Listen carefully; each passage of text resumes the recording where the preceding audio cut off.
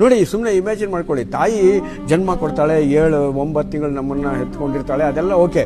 ಆದರೆ ಹೆಂಡತಿ ಇದ್ದಾಳಲ್ಲ, ಯಾರ್ದೋ ಮನೆಯಲ್ಲಿ ಹುಟ್ಟಿ, ಯಾವುದೋ ವಾತಾವರಣದಲ್ಲಿದ್ದು, ಯಾವುದೋ ಒಂಥರ ಪರಿಸರದಲ್ಲಿ 20-25 ವರ್ಷ ಬೆಳೆದು ಅದನ್ನೆಲ್ಲ ತ್ಯಾಗ ಮಾಡಿಬಿಟ್ಟು ಸಡನ್ ಆಗಿ ಬಂದು ಹೊಸದಕ್ಕೆ ಹೊಂದ್ಕೊಂಡು ಹೋಗ್ತಾಳಲ್ಲ.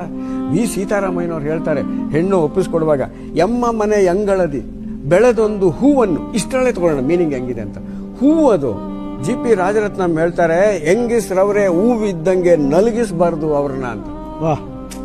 ಅದು ಎಮ್ಮ ಮನೆ ಎಂಗಳದಿ ಬೆಳೆದೊಂದು ಹೂವನ್ನು ನಿಮ್ಮ ಮಡಿಲೊಳಗಿಡಲು ಒಪ್ಪಿಸುವೆವು. ಮಡಿಲು ಅಂದ್ರೆ ರಕ್ಷಣೆ, ಪ್ರೀತಿ, ಇದರಿಂದ ನೀವು ಕಾಪಾಡಿ. ಕೊಳ್ಳಿರಿ ಮಗುವನ್ನು. ನೆಕ್ಸ್ಟ್, ನಿಮ್ಮ ಮನೆ ಬೆಳಕನ್ನು. ಇವಳು ಬೆಳಗಕ್ಕೆ ಬಂದಿದ್ದಾಳೆ ಕಿಂಡಿ, ನಿಮ್ಮ ಮನೆಯನ್ನು ಬೆಳಲು ಒಪ್ಪಿಸುವೆವು. ಇವ್ರು ಅವ್ರಿಗೆ ಹೇಳಿದ್ರೆ, ಈ ಮಗಳಿಗೆ ಏನು ಹೇಳ್ತಾರೆ ಗೊತ್ತಾ, ತಂದೆ ತಾಯಿ, ನೋಡಮ್ಮ ಇವರೆಲ್ಲ ಇದ್ದಾರೆ ನಿಮ್ಮ ಮನೇಲಿ, ಇವರೇ ತಾಯಿಗಳು.